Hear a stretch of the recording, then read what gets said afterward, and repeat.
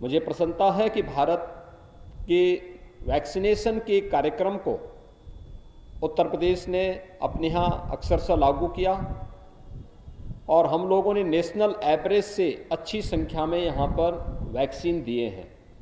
प्रदेश के अंदर हम लोग 98% लोगों को 98% से अधिक लोगों को हम लोगों ने अब तक वैक्सीन उपलब्ध करवाए हैं। और अगर मैं जनपद वैक्सीन की डोज पूरे उसमें देखूं तो 25 करोड़ 34 लाख वैक्सीन की डोजेज हम लोगों ने प्रदेश में दी हैं और अकेले बिजनौर जनपद में लगभग 43 लाख 28 हजार वैक्सीन की डोजेज उपलब्ध कराई जा चुकी हैं। यहां पर जो फर्स्ट डोज दी गई है वो लगभग 97% लोगों को दी गई हैं और प्रदेश में हम लोग इस लक्ष्य को लगभग 98.5% तक पहुंचा चुके हैं। सेकेंड डोज जिन लोगों ने ली है 64% से अधिक लोगों ने बिजनौर में ले ली है और प्रदेश में लगभग 67% लोगों ने सेकेंड डोज भी ले ली है। 15 से 17 आयु वर्ग के लगभग 53% लोगों को बिजनौर जनपद में वैक्सीन की पहली डोज दी जा चुकी है। प्रदेश में यह लगभग 61% है और प्रिकॉशन डोज जो 60 साल से ऊपर के गंभीर बीमारी से ग्रसित सीनियर सिटीजन्स हैं, उन लोगों के लिए, हेल्थ वर्कर्स के लिए, कोरोना वॉरियर्स के लिए यहाँ पर 78% लोगों ने प्रिकॉशन डोज ली है। प्रदेश में लगभग 73% लोगों को इस वैक्सीन की डोज उपलब्ध कराई जा चुकी है। थर्ड वेव कैसे निष्प्रभावी हुआ है? वैक्सीनेशन उसका पहला उदाहरण है। वैक्सीनेशन के साथ साथ जो समयबद्ध ढंग से निगरानी समितियों को एक्टिव करके डोर टू डोर स्क्रीनिंग करने और मेडिसिन किट उपलब्ध करवाने की कार्रवाई हुई है, उसका भी परिणाम है। प्रदेश के अंदर अगर हम निगरानी समिति की स्थिति देखेंगे तो उत्तर प्रदेश में 72,000 निगरानी समितियां इस कार्य में लगी हैं और बिजनौर जनपद में 1,500 से अधिक निगरानी समितियां पूरे जनपद में क्रियाशील हैं, जो मेडिसिन की किट बांट रही हैं। हर संदिग्ध व्यक्ति को मेडिसिन किट उपलब्ध कराना, अगले 24 घंटे के अंदर रैपिड रिस्पांस टीम को वहां भेज करके उनका टेस्ट करवाना, ये कार्रवाई चल रही है और उसका परिणाम है कि कोविड के प्रभाव को पूरी तरह नियंत्रित करने में सफलता प्राप्त हुई है। सेकेंड वेव के दौरान ऑक्सीजन की कुछ क्राइसिस देखने को मिल रही थी और इसीलिए उस समय प्रधानमंत्री मोदी जी ने भारत सरकार के सहयोग से ऑक्सीजन की आपूर्ति में बड़ा सहयोग किया था।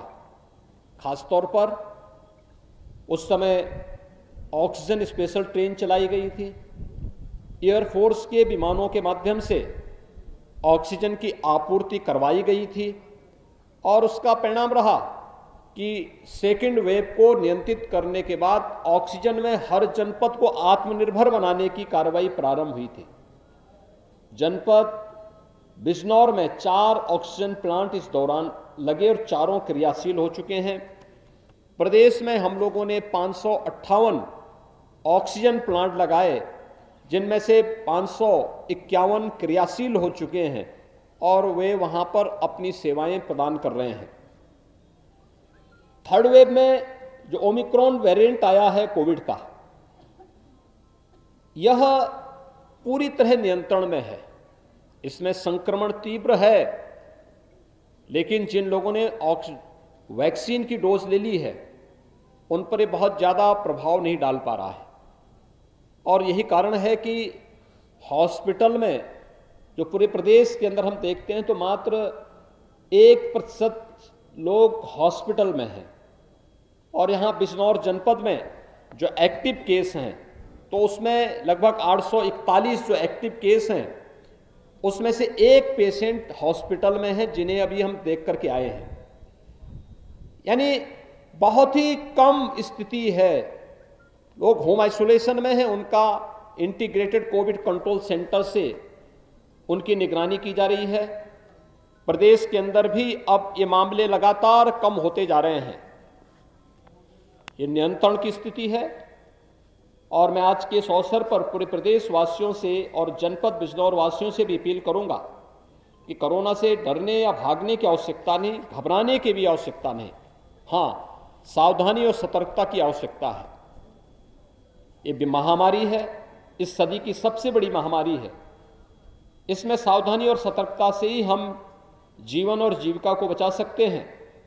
जीवन और जीविका को बचाने की जो एक जद्दोजहद पूरे देश के अंदर चली है, उस कोरोना को परास्त करने की इस मुहिम में कोरोना की जो गाइडलाइन है, इसका पालन हर व्यक्ति करेगा तो कोरोना पर प्रभावी नियंत्रण करने में हमें सफलता प्राप्त हो जाएगी। और आज ये इसी का हिस्सा है कि जो कोरोना गाइडलाइन जारी की गई है, हमने रात्रि का कर्फ्यू लगाया है, रात्रि 10 बजे से सुबह 6 बजे तक लोग उसका पालन करें। दूसरा ये भी प्रयास किया गया है कि हमारे जो यूथ है 15 से 17 वर्ष तक का, वह सभी युवा वैक्सीन ले लें। स्कूल कॉलेजेस में संक्रमण न हो, इसके लिए बंद किए गए हैं, तात्कालिक एहतियातन उन्हें बंद रखने का आदेश दिया गया है।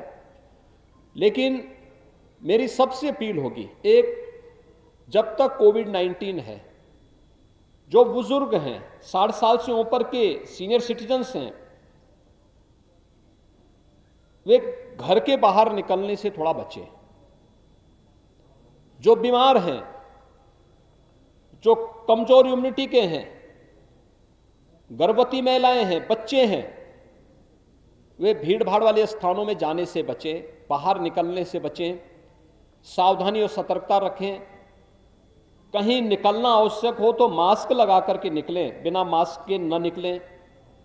जिन्होंने अपना वैक्सीन नहीं लिया है वे वैक्सीन ले लें, क्योंकि वैक्सीन फ्री में है, सबके लिए है। यानी 15 वर्ष के ऊपर के हर व्यक्ति को वैक्सीन फ्री में दिया जा रहा है, सभी को दिया जा रहा है, वे अपना वैक्सीन जरूर ले लें। प्रदेश सरकार ने और केंद्र सरकार ने न केवल वैक्सीन की व्यवस्था की है, बल्कि हर गरीब के लिए फ्री में अन्न योजना भी प्रारंभ की है। डबल इंजन की सरकार है, महीने में 2 बार फ्री में राशन की सुविधा हर गरीब को उपलब्ध भी कराया जा रहा है, एक बार केंद्र सरकार की ओर से, एक बार राज्य सरकार की ओर से। और इसलिए मेरा ये अपील होगा सबसे कि वे सावधानी और सतर्कता बरतें, कोविड के नियमों का पालन करें। सामान्य लोग भी बाहर जाते हैं तो मास्क का इस्तेमाल जरूर करें, भीड़ भाड़ में जाने से बचें। और अगर कहीं कोई संदिग्ध स्थिति दिखती है, खांसी आ रही है, सर्दी जुकाम या उसे कोई फीवर की स्थिति है, अपने नज़दीक के केंद्रों में दिखाएं, ICCC को फ़ोन करें, कोविड कंट्रोल सेंटर से आवश्यक सलाह लें, डॉक्टरों से आवश्यक सलाह लें। और अगर संक्रमण की स्थिति आती भी है तो घबराने की आवश्यकता नहीं। घर में अगर होम आइसोलेशन की सुविधा है, अलग से सेपरेट रूम और टॉयलेट की व्यवस्था है, तो वे घर में रह सकते हैं। डॉक्टर अगर उन्हें हॉस्पिटल में एडमिट करने के लिए कहते हैं तो वे हॉस्पिटल में आए। हॉस्पिटल में सारी सुविधा फ्री में टेस्ट, फ्री में उपचार, फ्री में भोजन, फ्री में सभी सुविधाएं फ्री में उपलब्ध करवाई जा रही हैं, तो वह हॉस्पिटल में एडमिट हो सकता है।